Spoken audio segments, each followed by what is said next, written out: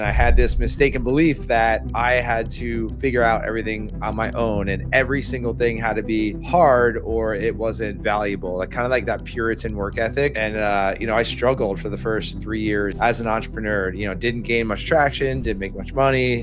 And it wasn't until I hired my first business coach in 2015. Why marketing is not lead gen, and kind of expand on that a bit. You're going to generate leads from people, but like, are they from people that know who you are and know that you're, probably not the cheapest guy on the block and that you're, they're not going to beat you up on price. You're going to provide a better value and things like that. So marketing is a way to build our company up so that people know exactly, what we do. They know the value we provide. We're going to attract the right customers, not just any customer. What if I boost those videos in my local area and make sure that they're just going in the local area versus running a targeted ad? It really depends on how, the results that you want and how fast you want to get those results in, because like the more you spend, the faster you're going to be able to test things, the faster you're going to get data, and then you're just going to move that much faster. All right, ladies and gentlemen, welcome back to another episode of Marketing Without Rules, the show where we work to inspire business owners by bringing on guests who exemplify the hunter mindset. They make moves, they color outside the lines, and they have found creative ways to channel the attention of their community into currency. This show is sponsored by Blue Crocus Solutions, a web design and SEO agency focused on helping home service companies. I am your host, Louis Vandervalk, and today I have the pleasure of chatting with Joseph Hughes. Joseph and his team at Contractor Dynamics help roofing companies become the #1 choice in their market by building brands that outlast the algorithms. Joseph, I'm pumped to have you. Welcome to the show. Thank you for the intro. I'm excited to be here, and this is going to be fun. Thank you, Louis. It's going to be awesome. So Joseph actually jumped on previously on the podcast when it was called the Blue Crocus Experience. I think that was a couple of years ago now. Yeah. And you've developed, I'd like to think I've developed, but it's been really cool to see your brand, stay really consistent in what you're doing and what you're offering and how you are continuing to call out people that just sit on their hands waiting for leads coming from agencies, or call out agencies who promise things that are not, as they should be. But we're going to dive into a few things here. I'm going to do a speed round to kind of just get us going and get the juices flowing. And then we'll just kind of see where the conversation takes us. All right. Fun. Awesome. What is the most impactful failure that you've had? I'm starting out heavy hitting here. What was a failure that you learned, like really, really changed your trajectory? So I talk about this a lot. So I've been in business over 12 years, and the first 3 years, 2013 through 15, sounds like a million years ago. I have this, I grew up in the construction industry, family business. I am no stranger to working hard. And I had this mistaken belief that I had to figure out everything on my own and every single thing had to be hard or it wasn't valuable, like kind of like that Puritan work ethic. And, I struggled for the first 3 years as an entrepreneur, didn't gain much traction, didn't make much money. And it wasn't until I hired my first business coach in 2015 that I was like, oh, like his name's Tim. And he's like other people have figured these things out. Like other people know like what's going on in this business. Like for some crazy, like weird reason, I thought my business was unique, but no, not at all. And so that's when I was like, oh, I could just tap into the experience and expertise of others and, not have any problems, but, have the blueprint. Right. So that's been something that has stuck with me, to this day, where I'm constantly,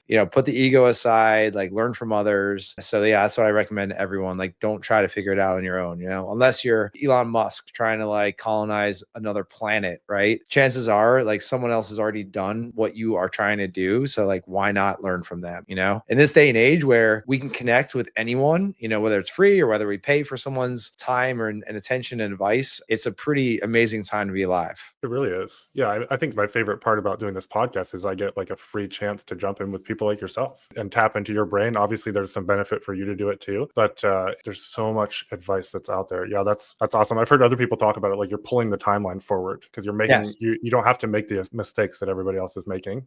We still make mistakes because we're humans, but it allows us to be like, oh, okay, that makes sense because someone's kind of figured it out before us. Elon's on his own though. I don't think his business coach is helping him much with the Mars thing.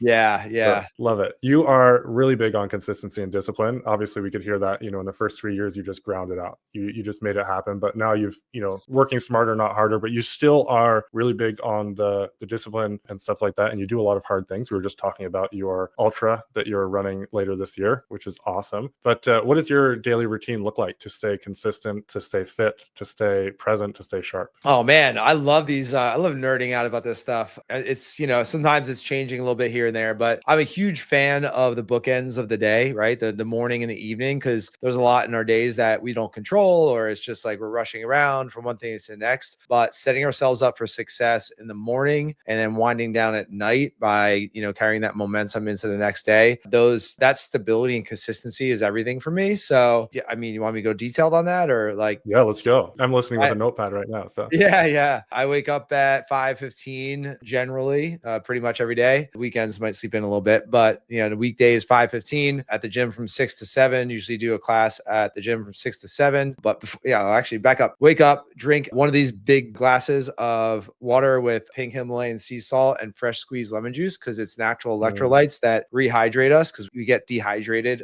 during the night. So my wife and I have this rule that we can't have any coffee until we finish our 28-ounce big mason jar, and then a little bit of coffee, go to the gym, come back. I have a pretty structured morning routine. So it involves I journal 5 things I'm grateful for. So that's a pen and paper journal. I go into the Bible for about 10 minutes. That's either the Bible app or the John Maxwell Leadership Bible, which is really cool. And then I read 10 pages. It's an old habit from 75 Hard, just reading 10 pages every morning of a personal development or business book. Do my morning social media posts. I read through. I use Notion app on my phone. So I have this thing called Dynamic Legacy that I got from Ben Newman, Mike Claudio, Clifton Muckenfoos, some guys where I'm reading through my I am statements, affirmations, reading through my goals, reading through my core values, reading my 10-year vision that I have. So like reading, those things, and just like, planting that unconscious seed every day. And then I've been trying to get better at grounding. So like going out, because we're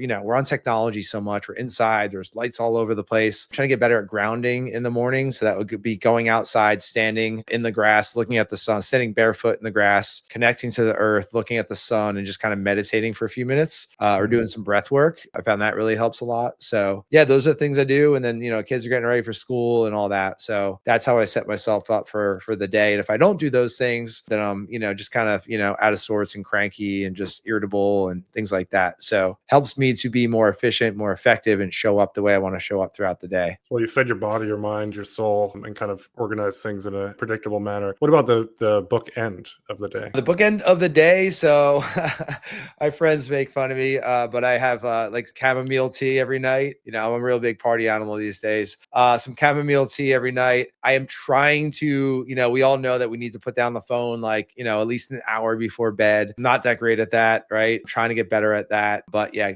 getting off technology an hour before bed. And then I read.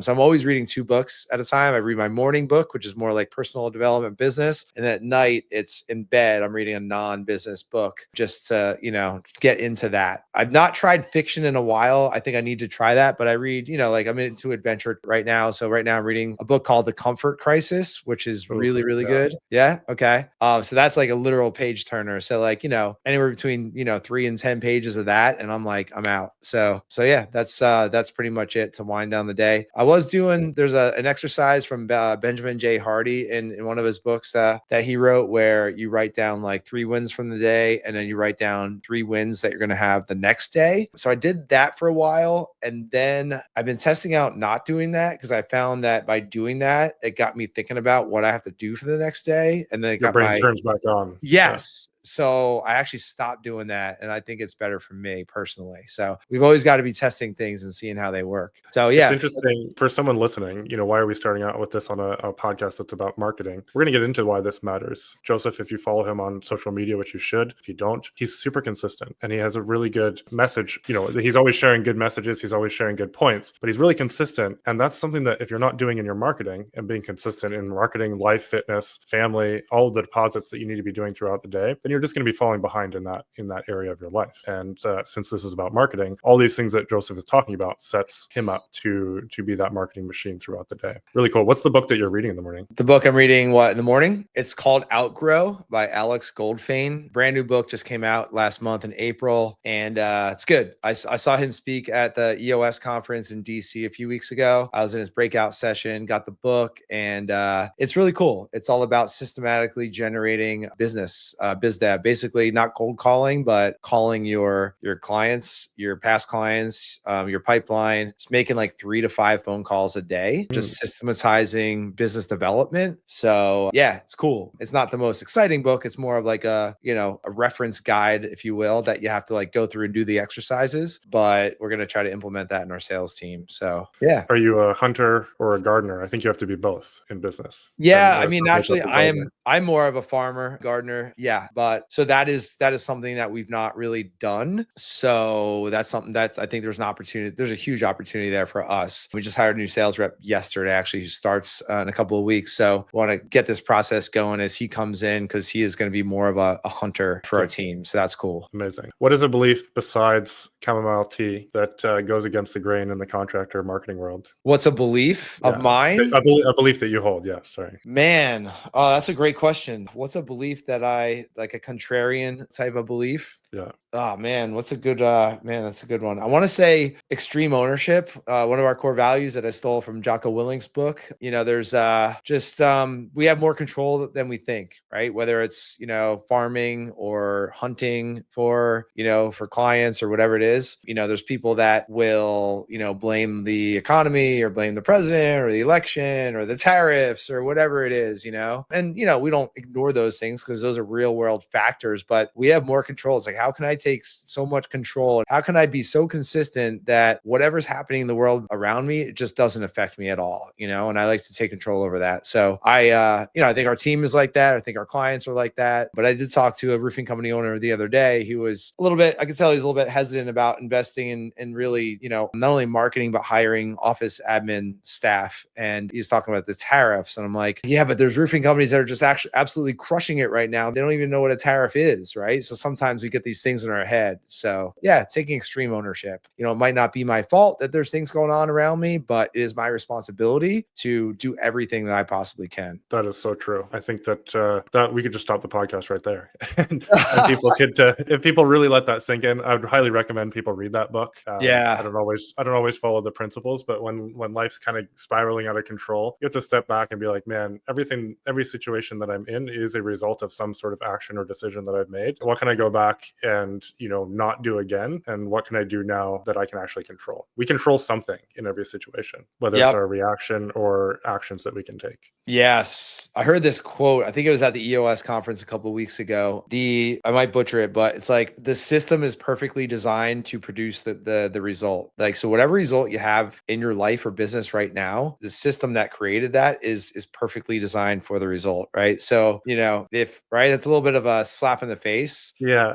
Depending on what result you're getting, I guess. My business is not where I want it to be right now. Well, it's not an accident, right? It's like whatever activities we did over the past 12 months or 3 years or 90 days are perfectly designed to give us the result that we're experiencing right now. I think whoever said it articulated it a little bit better than I did, but that was like, whoa, that really hit hard, That's huge. Yeah. Let's pivot into marketing versus lead gen. To give people a little background, I'll give you my impression of what you do. You can clarify. Sure. We'll go into, marketing versus lead gen and what the difference is there. But you basically coach people on how to bring their marketing in-house and how to control everything around marketing and how it feeds sales and whatnot. Do I have that pretty close to accurate? Yes. Most of our clients, we're training them on building and running their marketing machine in-house, but most of them work with an agency, right? But they're we call the general contractor of their own marketing, right? So they're creating the plan and structure and everything, and then hiring out some more technical aspects like website and SEO, but they know how to collaborate with a Blue Crocus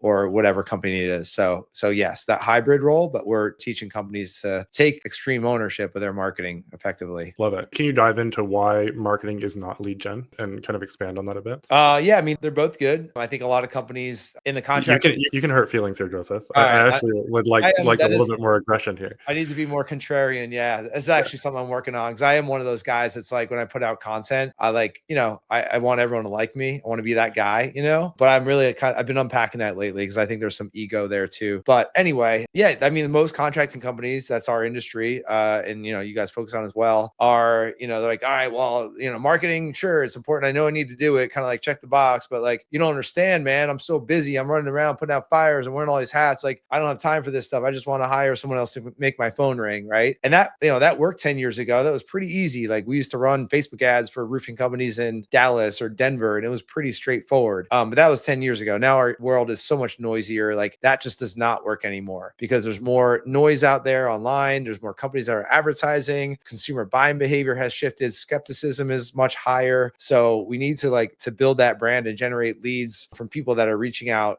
they know, like, and trust us, right? We've heard that a million times. So buying leads, like if you're going to buy leads on, Angie's List or, one of those, or even if you're running Google pay-per-click ads for your company, where it's just like a line of text and it's like some kind of, gimmicky offer with a rebate or, $500 off your roof, or like, your first window's free or whatever, you're going to generate leads from people. But like, are they from people that know who you are and know that you're, probably not the cheapest guy on the block, and that you're, they're not going to beat you up on price, you're going to provide a better value and things like that. So marketing is a way to build our company up so that people know exactly, what we do, and they know the value we provide, and we're going to attract the right customers, not just any customer. So, I mean, there's a million ways I can go into that, but lead gen, like buying leads, generating leads, great. But if you're doing that without building your brand and generating people that are like attracted to your company, then that's going to be, it's like a hamster wheel. You're always going to be on that hamster wheel, and it's going to be really frustrating and costly. It's going to eat into your profit, and it's just, it's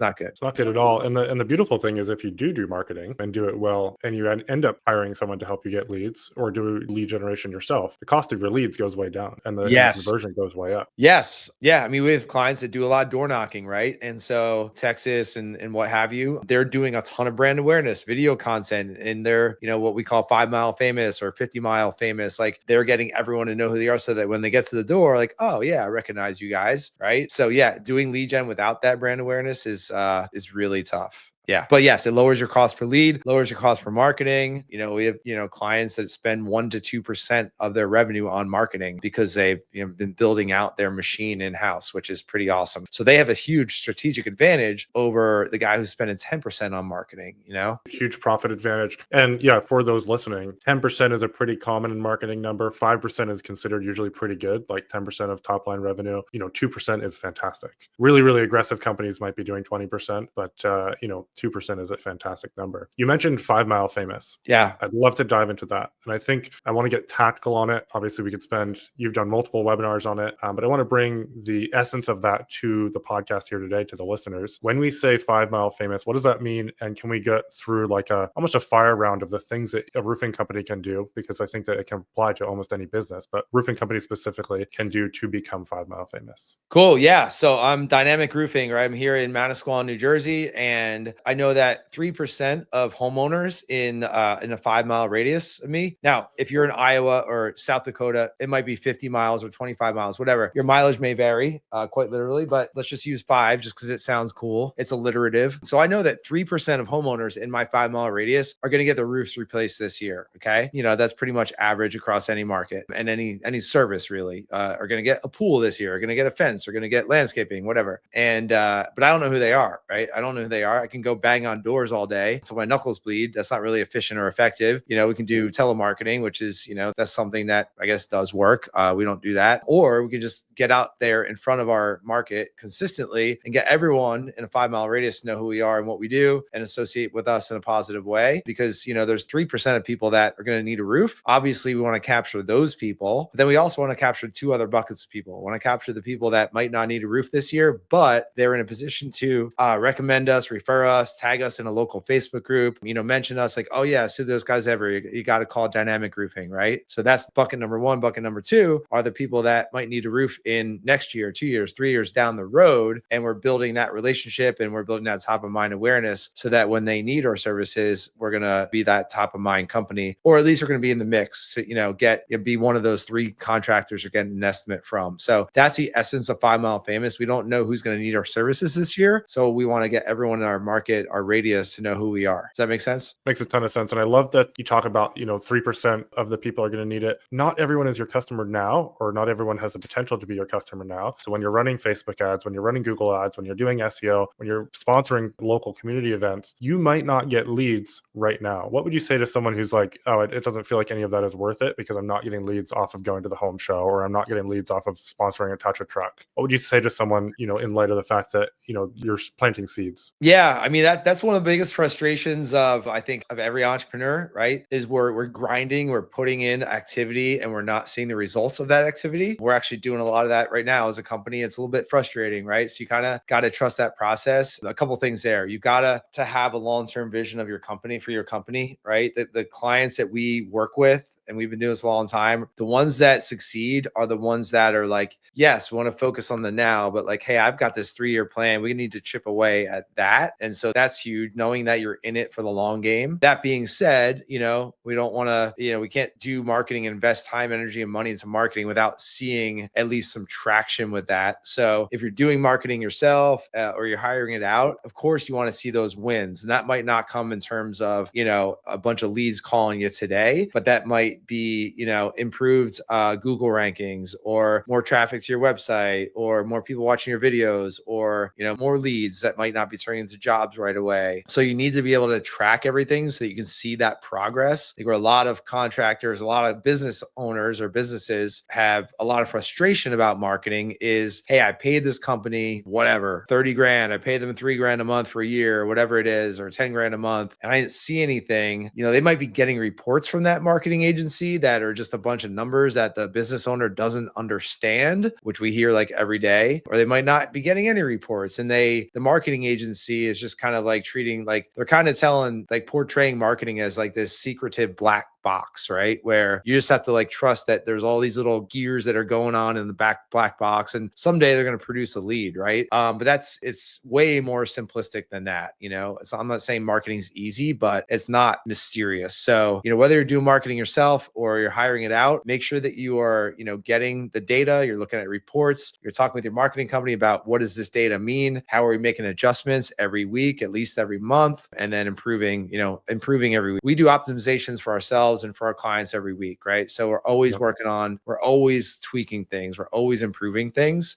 So that helps you to not go insane because you know that you're making progress, right? But that's when the hunting comes into play. That's when like picking up the phone, or asking for referrals, or knocking the doors around the current builds that you're doing, the current projects that you're doing, because sometimes marketing does take a long time and you need to have that, the quick hitting stuff as well. So it's never just one thing. It's never just one thing. And the people that are just relying on, ads, or just relying on Facebook or Google or their website or door knocking, you're missing out on the multifaceted thing that is your business when it can be firing on all cylinders. I heard a way of portraying, I think what you just said, that kind of changed the game for me. So Damon Burton, shout out, he explained SEO to me in a way that had so much clarity about 4 months ago. He talks about progress versus monetization. So in SEO, you're going to get progress right off the bat. You should be anyway. You might start on the 10th page. You might bump up to the 9th and the 8th and the 7th. Once you get to the 2nd and 1st page, that's where monetization starts flipping over. So you've seen progress all along the way. And I think this comes, it could be taken to the gym, an analogy for the gym. You're seeing progress, you're lifting more weights, and then you start seeing it in your body changing its composition and whatnot. But there's progress all along, and then there's monetization that starts coming once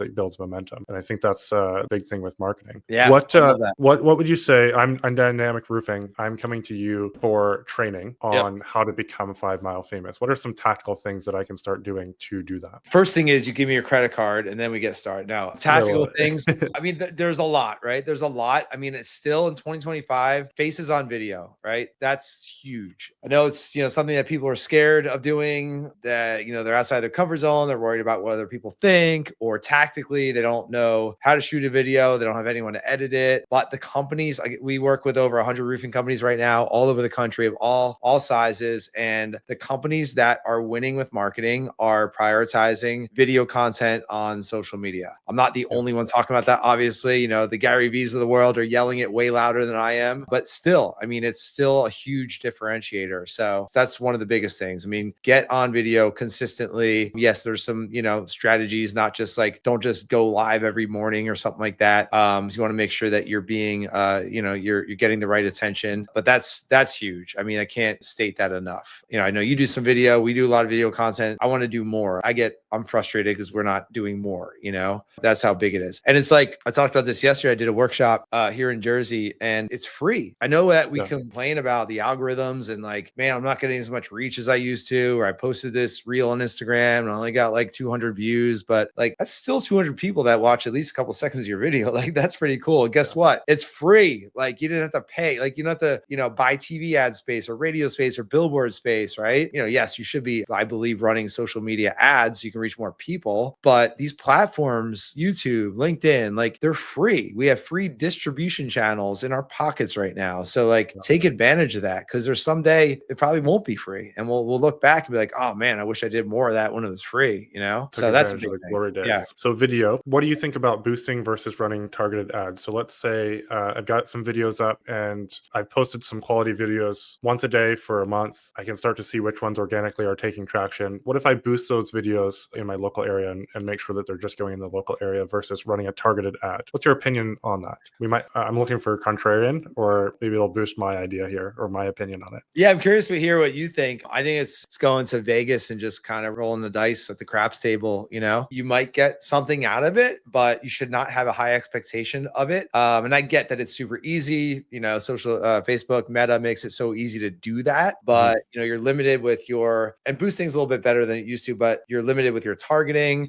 Testing is huge these days. You're limited with like the audiences that you can create, the data that you're getting back. So a big part of marketing is testing. And I know that, business owners might not want to hear that, because maybe that's a runaround they've gotten from an agency over the years. Like, oh, be patient while we test things and tweak things in the back end and all that, right? Marketing is testing, but that's why we optimize on a weekly basis. We're not going more than 7 days without looking at like what's working, what's not, right? So with boosting, you're just hitting that button and reaching more people. Going into the Meta Ads Manager, for example, you're in control of a lot more. You're testing things. You can see like, all right, well, you talked about SEO in terms of like the work and then the monetization, in terms of like a social media funnel, where it's like, we look at where are people engaging and then where are they dropping off, right? Okay, they're watching our videos, they're clicking to go to our landing page, but they're not filling out that form. Like, okay, well, that's the point where people are dropping off. So let's fix that part. So that's what you get in Meta Ads Manager that you're not necessarily getting with a boosted post, because it is kind of a more of a black box than Meta Ads Manager, where all the data is there. So I don't know. What's your thought? So my thought, I agree. I think you need to have much more level of understanding to take advantage of the Meta Ads Manager, and you can really get lost. You can really spend a lot of money fast. What I tested when we started our junk removal company, and I've told some people since, I'm certainly not on a platform teaching this to people day in and day out. What I tested was basically, I tested everything organically. So we would post regularly and then post in the community groups as well. And then I would get a really good sense of what was performing well organically. And then I would take that and I would boost one of those a week for a couple, 3 weeks, put $50 to $100 behind it in the local market. Now our market is 100,000. It's not a million, it's much different that way. But I found it drove an incredible amount of traffic to the website. Cool. I tested, it on and off. So my theory is, if you're going to do something, start with that. If you're going to go all the way, obviously go the route of a landing page and running it through Meta properly. Yeah. I like your strategy there with first testing with the organic content, seeing what resonates, then going to boosting it. Yeah, that's a cool strategy. Yeah. Yeah, it usually ended up being like $500 a month, so it's very very low spend. What would you recommend for a roofing company if they're coming in to spend minimum? They're running it, proper testing and all of that. It really depends on how, the results that you want and how fast you want to get those results in, because like the more you spend, the faster you're going to be able to test things, the faster you're going to get data, and then you're just going to move that much faster. Most of our clients start around, I would say, $3,000 a month. So, you're looking at like $100 a day on Meta. And so that budget would include 3 types of ads. Well, the way that we do it anyway, which is brand awareness, lead generation, and then retargeting. So that's a good kind of starter budget. And then our thing is you get your marketing working, you get your ads working, and then you scale what's working. Then you can grow to whatever you want, right? What a lot of companies do, a lot of marketing agencies that, don't know your industry maybe that well, say you are a, roofing contractor and you work at a marketing agency that's like, they don't work with a lot of roofing companies. Maybe they work with law firms and they work with dentists and they work with like financial firms or whatever. And the marketing's not working, or the Facebook ads aren't working that they're running for you. Sometimes, not everyone, there's some great agencies out there, but sometimes they might be like, well, hey, Lewis, like we spent $3,000 last month, didn't really get much. I recommend, let's bump that up to $6,000 in this month and let's see what we can get. That is a red flag, right? You should be able to get some good stuff working at $3,000 or even less than that. So there's always a balance, right? You need to put enough money in there to like get some results and test some things. And that's another part of it, that kind of going down like a pathway there, testing, like, I hear a lot of companies will be like, yeah, I'm running this Facebook ad, and it's like one ad, one video. It's like, well, if it doesn't work, you don't know necessarily why it's not working, as opposed to if you're running 5 videos and you're testing 10 different headlines and graphics and things like that, then like some are going to work, some are not. So you've got to have enough budget in there to test a few different things. Otherwise, you're just never going to go deep enough to like figure it out, Makes sense. Google versus Facebook, as it stands right now, which one would you prefer if you could only choose one for ads? Social Facebook. I mean, I'm not like how come? Yeah, because you can build your brand and generate leads at the same time. And yes, there's an argument on the other side. You can do that with Google as well, but you told me to choose one, so that's what I'm going to choose. The video content, building that brand, building that know, like, and trust, and also generating leads at the same time. It's extremely powerful. It's hard to do that on Google in a text ad, an LSA ad. Those are great, but you're not showcasing that video content. You're not getting people to connect with you in a way that you do on video. So that's why I picked that one. I think I would agree. It's a bit more of a hunting strategy because you are able to reach people that aren't necessarily searching for you at that point. They're scrolling at that point, and you can hit them multiple times. Google, yes, you may get more targeted leads, but if you connect with someone long enough, they're going to be, when they need a roof, they're going to call you on Facebook. And if you have a good sales strategy to follow up the leads that come in and a follow up from social media, I think that's a big one, because people are like, oh, they don't want it, or it's too expensive. Well, did you follow up 10 times or 20 times? Or how often did you follow up? You talked a lot about video. Let's a little bit granular on that. So cool. I'm Dynamic Roofing. I am the owner, and I'm like, all right, I'm all in on video. I understand that it's important. I just have no idea where to start. Okay. What 2 or 3 video types should I be making? And can I just use my phone, or do I have to go out and buy a GoPro? Do I have to buy a fancy camera, sound equipment? Walk me through that real quick. So you're just starting out. Yeah. Don't worry about buying any fancy equipment. We all have a pretty good video camera in our pockets. Definitely get a good mic. Yep. We recommend the DJI wireless, which I'm sure that you're familiar with. So I've tried different ones and love the DJI. Super easy plug and play setup. Yeah. So it's I'll just hold it up. I always have it handy in my bag. If you ever seen this little guy that you clip on just for the audience, you clip on here. This is amazing. If you're out in a job site, you're outside, cuts down on background noise, wind, the whole deal. So that plugs it right into your smartphone, and that's all you need to get started. And so equipment wise, that keeps it simple. I will say that editing is something that is getting more important, just because attention span are getting more, you can say lower, but people's standard is getting higher for what they're going to pay attention to, right? I heard that recently for lower quality. Exactly. Right. Yeah. So therefore editing gets more important. However, editing takes a lot of time. So finding someone that can edit video for you, that could be, someone local, a high school kid, college kid, employee, depending on the size of your company. You can outsource it, overseas. There's a lot of great talent overseas that can, crank out a lot lot of content for a lower cost. That helps a lot. Big strategic advantage there. So,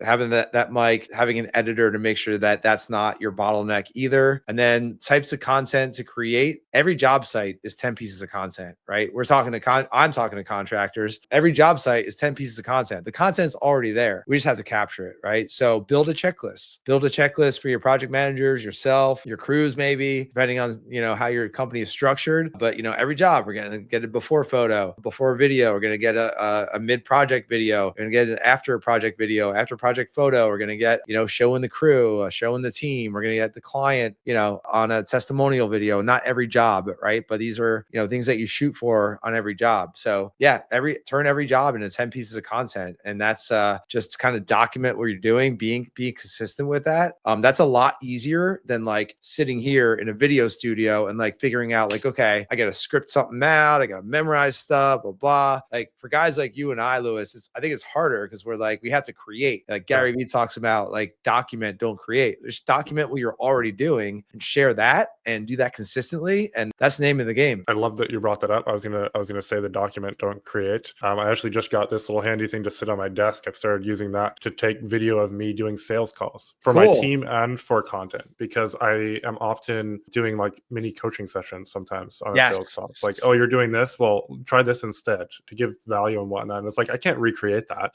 in a real way. I sit down with a script in front of me. But it's the same thing with a roofing company, a junk removal company, a plumbing company. You're having conversations with your clients all the time. They're asking questions all the time. You're talking to your crew all the time. And there's so much value. As I've started to get better at delegating and really lean into that, identity as a business owner, I'm realizing like I have so much info in my head that when someone asks me, boom, I'm there. I'll tell you. But if I'm trying to think of what to say, it's like, well, I'm just completely frozen and blocked. So it's so valuable to be able to just pull that out on the fly. Yeah. What was that gadget you have? This is the Zoom Q2N. It's got like a really nice mic built into it. It's made for like music recorders and stuff. It's got like a 4K wide lens on it. It's like $300 or something. I've tested it out a bit, decent quality. I just wanted something that I could pull out really quick, and I actually have it just set up on a tripod over on the other side. Of my desk. But okay, cool. So we've gotten tactical, we've gotten video, we've just pulled out our camera. The mics, super easy. Again, the DJI mics that Joseph was talking about, you can go on Amazon. It just ports right into your phone and connects right up as a microphone. Super easy to do. Document, don't create. That's a big nugget there. And then you're getting it edited. Would you recommend something, or have you seen people who don't have the budget to hire, a college student locally, or don't feel like they're quite ready to hire overseas and want to do their own editing? Have you seen someone use something like Descript and be able to do like the text-based video editing? Yes, Descript is great. Opus is one of the tools that we use. Opus.pro, I believe. They just turned 2 years old, and like they've been growing fast and a lot more capability where you can put your B-roll in there, so you can actually edit different videos. Yeah, a lot of cool stuff. With AI obviously being a factor in everything now. Yeah, there's a lot that you can do for sure. Yeah. Really, it's getting easier and easier to market, but as a consequence of that, you have to be strategic about what you do, because there's so much content out there now from everybody. That's the thing. Yeah, because a couple of years ago, you could throw a video into Opus, get those nice captions on it, and you were like standing out, right? I remember this 2021, I think, when our video guy John started doing reels with remember back then it was like the fluorescent captions. The Hermosi style, I think is what they call it. Yeah, exactly. And so we started doing it. And I think we were like one of the first to do it in like the roofing industry, which is, not hard to do because roofing industry is kind of behind the times. Love you guys, but we're behind the times. But I remember people reaching out to me like all the time, like, dude, like, that's awesome. How are you doing that with your videos? And I'm like, I don't know. You got to ask John. Like, I don't do it. But that was only a couple of years ago. And now like anyone can do that. Right. So as you kind of alluded to, the standard is always getting higher, You said you don't need more content, you need more clarity. Can you explain that a bit in the context of what we discussed? Yeah, more clarity on who your ideal client is, what you're trying to get, who you're trying to get the attention of, what type of attention.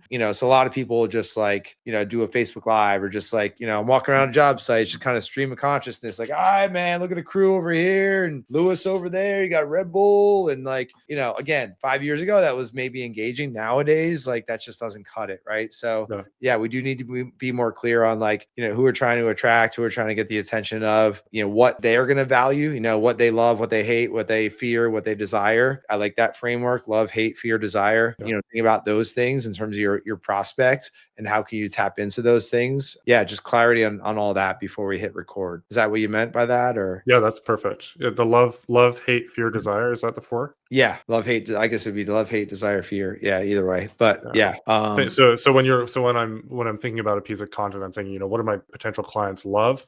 Make some content about that. What do they hate? What do they fear? What do they desire? They might hate that roofers come in and leave nails all over the ground. They might fear that they're going to get ripped off and you're not going to do a good job. They might desire a really seamless, end-to-end process where you're communicating with them the whole time, so on and so forth. Is that kind of the context of what you're saying there? Totally. And then you can you can sit here in front of a microphone and talk about that stuff, but it's way more powerful to go show that on the job site, right? Like, all right, like I just did a presentation today for a bunch of painting contractors. And it's like, all right, well, people want to get their house painted, like the interior, right? But what they maybe subconsciously fear, they're just like, they put off like, oh, it's going to be a mess. I got to move all my stuff around. Like, I'm already busy and stressed out. I don't need more people in my house. So like, you just put it off, right? But if you can like show a video, you're in the house, you're doing a painting project, and you're like, hey, we come in, we cover everything up, we move all the furniture, you don't have to touch anything, you're not even going to know we're there. We'll actually give you a gift card to DoorDash so you can get dinner on us. You don't have to worry because your kitchen's all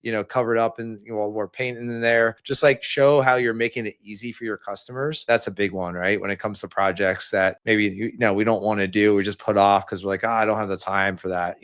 That's huge. Yeah. So what do people get wrong with all of this? You're currently serving 100, you've served hundreds of roofing companies. What do people, they go through your training, they're all gung ho, and then, you're touching in with them. What are the things that, you see consistently where people just kind of miss the mark, and how can we, help people not do that after listening to this? Oh man. I mean, a big one is going to sound super basic, but it goes back to the beginning. It's just not being consistent with it and not being on top of it on a regular basis. So the companies that are winning with marketing, I got a meeting with one of our clients earlier today, and and this helps, right? This helps. And I've talked about this a lot of my content. He is the marketing director at a roofing company, right? So that is what he's doing. And so he's like, man, our Facebook ads, we're getting a lot of spam leads. For every 20, we're probably getting, a couple that are only, they're really good. How can we fix that? And so before I didn't know how to tell him to fix that until I asked him a bunch of questions. And he's there on his laptop and he's like pulling up, he's answering all the questions. Here's what we're spending. Here's what we're getting. Here's how many people we contacted, like all the data. And then I was able to say, all right, well, like now we can do this, this, and this to like help you fix that stuff. But, without knowing your marketing and spending time on it consistently, you're not going to have access to like that data or that log of like what you've done up until this point. And that's the thing that a lot of people miss. It's just like anything else, right? Like in your sales meetings, like you want to, do some, recapping of your sales meetings and like what went well, what could I have said better? Could I have asked more questions? So we're always analyzing, like we should be analyzing our sales meetings and things like that, or our sales appointments rather. Same thing with marketing, just being in it. Like the companies that are, when they fail with marketing, they're kind of treating it like an afterthought as opposed to like an engine that's supposed to be like worked on every day. And we come right back around to what we were talking about at the beginning with the consistency and the discipline of it. Yeah. What do you think someone can succeed in marketing without the discipline and the consistency? No, I don't. Now, if you're an owner out there and you're like, well, I'm too busy, but hire that in-house marketing person to drive your marketing so that you don't have to do it. Sure. But like, can a company do that? I don't think so, honestly. I mean, I'm sure there's exceptions, but I don't think so either. I mean, at the beginning of my agency, my business, you can see revenue directly attached to when I was marketing. I would go through the marketing fulfillment cycle at the beginning, right? And it was always like lagging by like 30 to 60 to 90 days. I'd have spurts of marketing and then, I'd get revenue coming in and then it would drop as I was fulfilling. And I think that I've proven it to myself over and over at this point, much to my chagrin in those down moments, right? But if you're not consistent with it, even when it's busy and you're busy with fulfillment, then you're going to hate yourself and you're going to be stressed when it comes to, the reckoning time that, the market just doesn't know you exist. And so you don't have those leads in your pipeline anymore. Yeah, I mean, right now it's May 2nd, right? It's busy season for a lot of contractors out there. We're trying to, tell everyone we can, like, hey, don't forget about market, not just to be self-serving, but like, hey, now's the time where you're marketing, you have all these jobs, you have endless content, like market now for October when you're gonna want it, Be the company that's, potentially booked out a little bit because you're so busy, and then you can hire, and then it all leads to great things down the road if you can be consistent. Yeah, totally. Well, Joseph, this has been fun. I Cool. wish we had some more time to dive into it, but there's some really solid nuggets here. Guys, I always say this at the end of every episode. Go back through, even if it's just a quick think, and be like, what is something that I can take action on today that we talked about? Joseph talked about his routine. He talked about some of the things that people get wrong. He talked about video. I think if you're not doing video, I made a post 2 years ago. It came up on my memories, and I was saying, I think video is going to be the way forward. And I commented on it again. I was like, well, this aged well. I think that this is still the way. Joseph talked about some really actionable things that you can do to document, sit down and get frozen in front of a camera. But follow what Joseph's doing. Where can people find you and what you guys are about and what you're doing, and how you're pressing forward in the business and in the market? Pretty much just contractordynamics.com is our website, and just Contractor Dynamics, and on social, and just Google us and you'll find everything there. So we practice what we preach and put out a lot of content. So you'll find it. You do. And that's why I had you on the podcast. Well, guys, get out there, continue to be hunters, maybe do a little bit of gardening, as we talked about in the episode as well. Joseph, appreciate you. And guys, we will see you on the next one. Thank you so much, Louis. Appreciate it. Thank you.